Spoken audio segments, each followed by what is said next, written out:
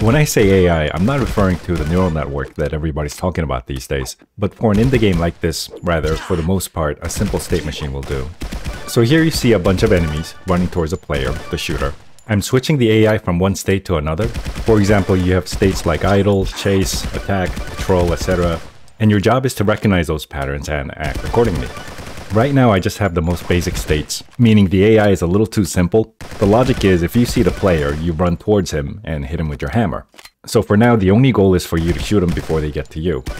I plan on adding more different states as well as different enemy types. Certain enemies will be worth more to kill, maybe harder to kill, could move faster or slower, could be melee or ranged, could be a boss with a lot of HP and damage output, and so on. And who knows, maybe in the future, not necessarily in this game, but I might have some machine learning stuff that can make things more interesting. For now, it's just a state machine. Here's a state machine code. Nothing too fancy or complex, but it works.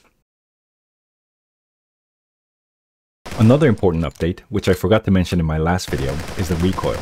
If you're used to FPS games, you already know what's going on when you see the crosshairs. For a top-down shooter like this, where you're pretty much stuck on a 2D axis, you can imagine a cone or a triangle extruding from the shooter outwards towards the direction you're aiming. So if you move your mouse closer to yourself, then your aim is more focused.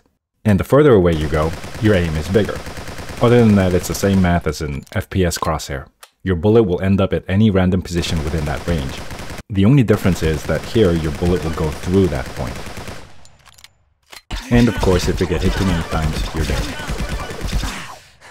So that's it for this video. I'll come back after I write some more code and more updates. Meanwhile, if you have any questions, you can reach me on my Discord server. All the links are below.